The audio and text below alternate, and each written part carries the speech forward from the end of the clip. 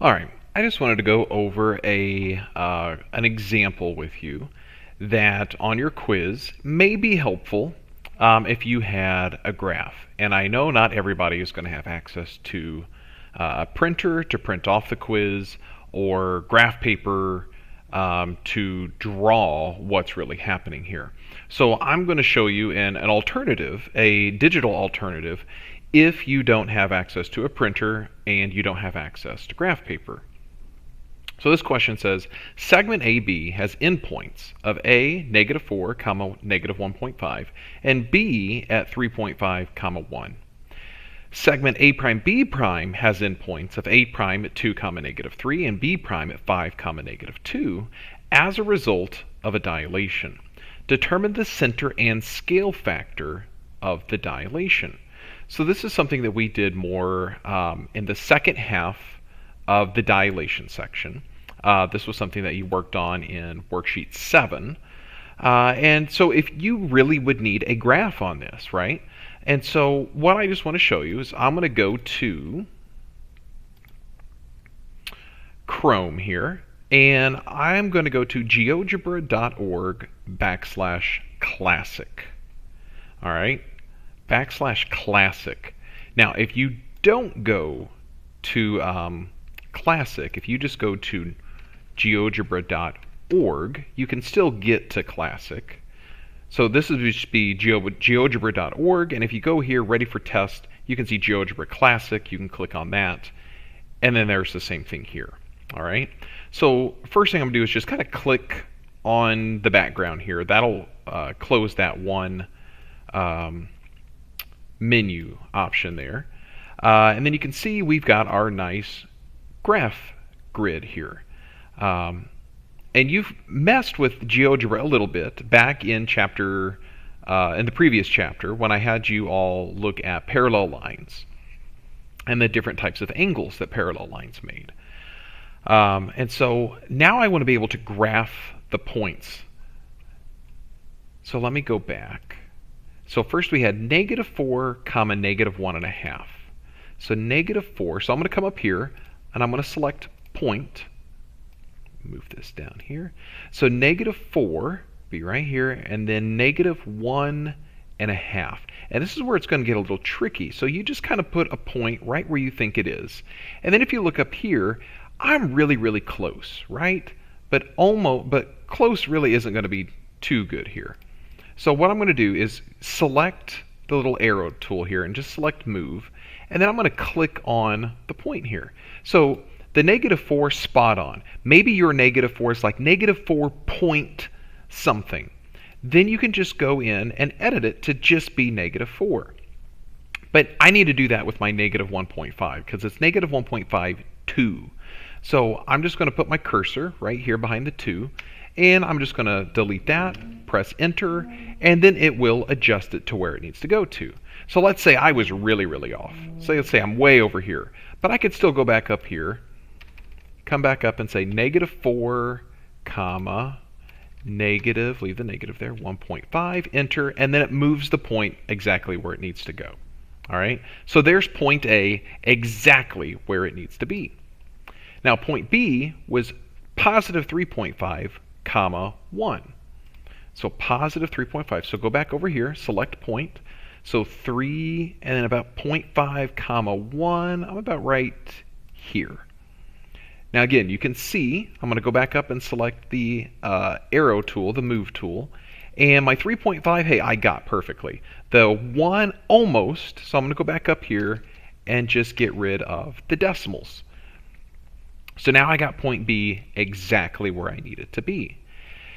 Now, it said that was supposed to be a segment, so now I can come up here and I can select segment and then just click on A, let go on B, and then now there's segment AB. And it does a really good job of automatically selecting A and automatically selecting B. As long as you're close on that point, then you'll be fine. So there's segment AB. So now I need A prime B prime. So A prime is at 2, comma, -3. So again, let me go back up here, select point. So 2, comma, -3. So let's say I'm really awful. Let's say, boom, I put it right there. Like, ooh, That's off. But again, come back up here to move. So I'm going to get rid of all the decimals and all the decimals. Press enter, and then it moved it exactly where it needed to be. Perfect. All right, so 2, -3, and then b prime's at 5, -2. 5, -2. So go back up here, select point. 5, -2 would be right here. And again, you just try your best of putting it right where it needs to go. And, oh, look, just happened to, and you can just click on this if you want to double check. Yeah, I got it right on the money. So sweet, I didn't have to fix anything there. Now, the names here, if you really, really wanted to change it, you could. Like we could say A prime and then B prime. But you really don't need to do that, okay? It's not that important. So let me again select segment, and so there's A prime, B prime. Okay. Now, the question is, determine the center and the scale factor.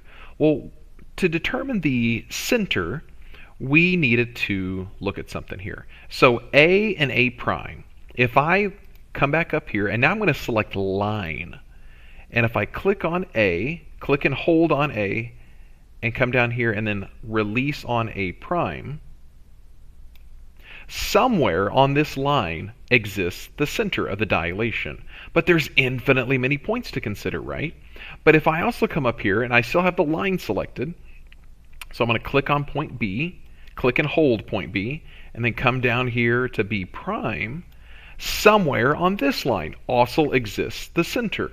And so if the center is on this line and the center is on this line at the same time, then I can clearly see where they come together at. So now I know that the center is at 6, -4. And there's the first part of my answer. What's the center? The center is at 6, -4. Now again, if you don't have access to a printer or graph paper, this is going to be a pretty hard problem to do with your own like homemade graph paper. So this is where I would highly recommend using Geogebra to figure out this part. Now, from here, we need to figure out the scale factor. At this point, I mean, you could really just use your graph where you have it right now. And so this is where the center, we're going to pretend that this is our new 0, 0. And so we need to come up with some new coordinates, some pretend coordinates, if you will. So if I come back up here to, what do we want to pick? Let's mess with B. I'm just going to mess with B and B prime and look at these. So B, now B was at 3.5, 1, but starting at the center, it's really at what? -1, -2, -2.5, up 1, 2, 3, 4, 5. So -2.5, 5. There's where B is pretending to be. All right, so now let's figure out where B prime is pretending to be. So B prime, again, starting at the center, is at -1, 2. -1, 2. All right, now I could have done the same thing with A and A prime, but it doesn't really matter. I should get the same scale factor from A to A prime as I will from B to B prime. So I'm just focusing on B and B prime here. So once I've got those, then really all I need to do is either focus on the x coordinates or focus on the y coordinates. Now you need to make sure that you're going from the right direction, or you're going to get the kind of the backwards answer here.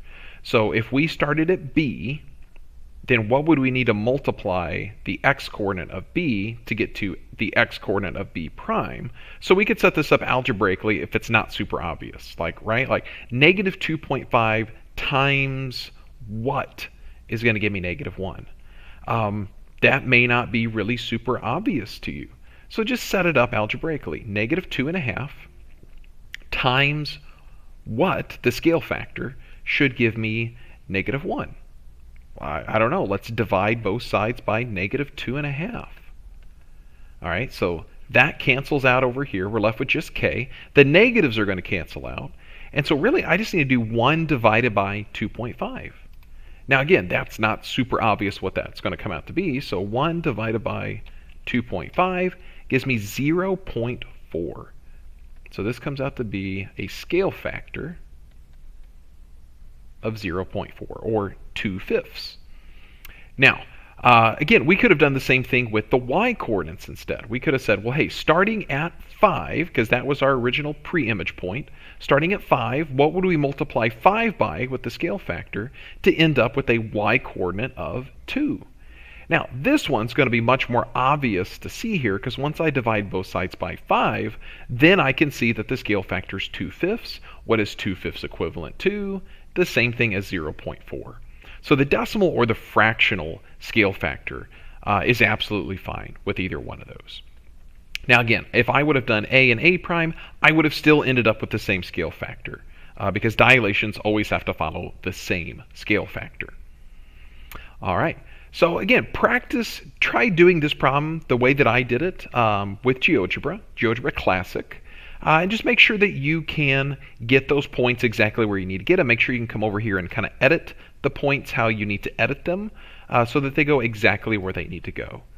And if you got any questions, just let me know before the quiz, not during the quiz.